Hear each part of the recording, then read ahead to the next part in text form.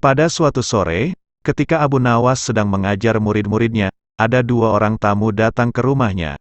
Yang seorang adalah wanita tua penjual kahwa, sedang satunya lagi adalah seorang pemuda berkebangsaan Mesir. Wanita tua itu berkata beberapa patah kata kemudian diteruskan dengan si pemuda Mesir.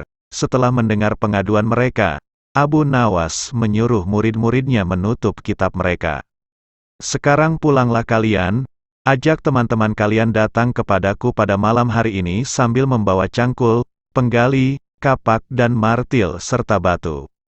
Murid-murid Abu Nawas merasa heran, namun mereka begitu patuh kepada Abu Nawas, dan mereka merasa yakin gurunya selalu membuat kejutan dan berada di pihak yang benar. Pada malam harinya mereka datang ke rumah Abu Nawas dengan membawa peralatan yang diminta oleh Abu Nawas. Berkata Abu Nawas, "Hai kalian semua, pergilah malam hari ini untuk merusak rumah Tuan Kadi yang baru jadi." "Hah, merusak rumah Tuan Kadi?" gumam semua muridnya keheranan.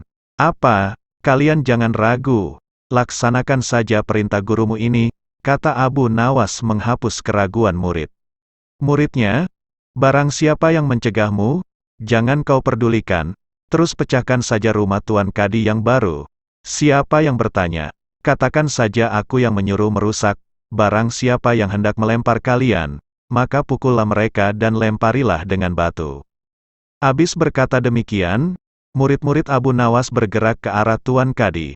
Laksana demonstran mereka berteriak-teriak menghancurkan rumah Tuan Kadi. Orang-orang kampung merasa heran melihat kelakuan mereka. Lebih-lebih ketika tanpa basa-basi lagi mereka langsung merusak rumah Tua Kadi. Orang-orang kampung itu berusaha mencegah perbuatan mereka. Namun karena jumlah murid-murid Abu Nawas terlalu banyak maka orang-orang kampung tak berani mencegah. Melihat banyak orang merusak rumahnya, Tuan Kadi segera keluar dan bertanya, "Siapa yang menyuruh kalian merusak rumahku?" Murid-murid itu menjawab, "Guru kami Tuan Abu Nawas yang menyuruh kami." Habis menjawab begitu mereka bukannya berhenti malah terus menghancurkan rumah Tuan Kadi hingga rumah itu roboh dan rata dengan tanah. Tuan Kadi hanya bisa marah-marah karena tidak ada orang yang berani membelanya. "Dasar Abu Nawas provokator, orang gila, besok pagi aku akan melaporkannya kepada Baginda." Benar. Esok harinya Tuan Kadi mengadukan kejadian semalam sehingga Abu Nawas dipanggil menghadap Baginda. Setelah Abu Nawas menghadap Baginda, ia ditanya, "Hai Abu Nawas, apa sebabnya kau merusak rumah Kadi itu?" Abu Nawas menjawab, "Wahai Tuanku, sebabnya ialah pada suatu malam hamba bermimpi, bahwasanya Tuan Kadi menyuruh hamba merusak rumahnya, sebab rumah itu tidak cocok baginya. Ia menginginkan rumah yang lebih bagus lagi. Ya, karena mimpi itu maka hamba merusak rumah Tuan Kadi." Baginda berkata, "Hai Abu Nawas, bolehkah hanya karena mimpi sebuah perintah dilakukan? Hukum dari negeri mana yang kau pakai itu?" Dengan tenang Abu Nawas menjawab, "Hamba juga memakai hukum Tuan Kadi yang baru ini Tuanku." Mendengar perkataan Abu Nawas seketika wajah Tuan Kadi menjadi pucat. Ia terdiam 1000 bahasa. "Hai Kadi, benarkah kau mempunyai hukum seperti itu?" tanya Baginda. Tapi Tuan Kadi tiada menjawab. Wajahnya nampak pucat, tubuhnya gemetaran karena takut. "Abu Nawas, jangan membuatku pusing, jelaskan kenapa ada peristiwa seperti ini," perintah Baginda. "Baiklah." Abu Nawas tetap tenang. "Baginda, beberapa hari yang lalu ada seorang pemuda Mesir datang ke negeri Baghdad ini untuk berdagang sambil membawa harta yang banyak sekali. Pada suatu malam ia bermimpi kawin dengan anak Tuan Kadi dengan mahar mas kawin sekian banyak. Ini hanya mimpi Baginda." Tetapi Tuan Kadi yang mendengar kabar itu langsung mendatangi si pemuda Mesir dan meminta mahar anaknya.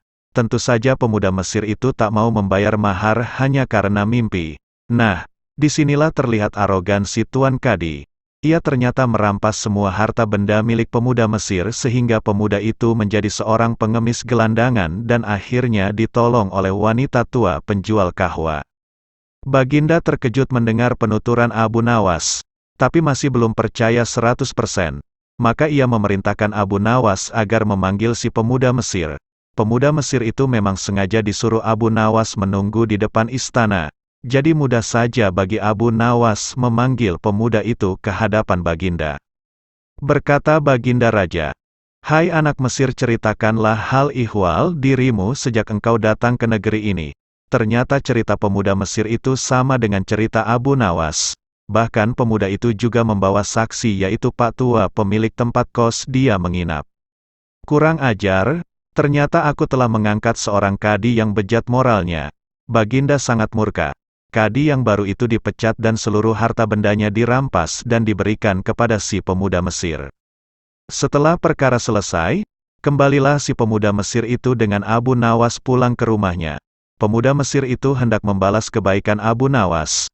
Berkata Abu Nawas, "Janganlah engkau memberiku barang sesuatu pun kepadaku. Aku tidak akan menerimanya sedikit pun jua." Pemuda Mesir itu betul-betul mengagumi Abu Nawas. Ketika ia kembali ke negeri Mesir, ia menceritakan tentang kehebatan Abu Nawas itu kepada penduduk Mesir sehingga nama Abu Nawas menjadi sangat terkenal. Cerita Abu Nawas penggeli hati ini berakhir sampai di sini. Semoga bermanfaat dan tunggu cerita Abu Nawas di episode selanjutnya. Terima kasih.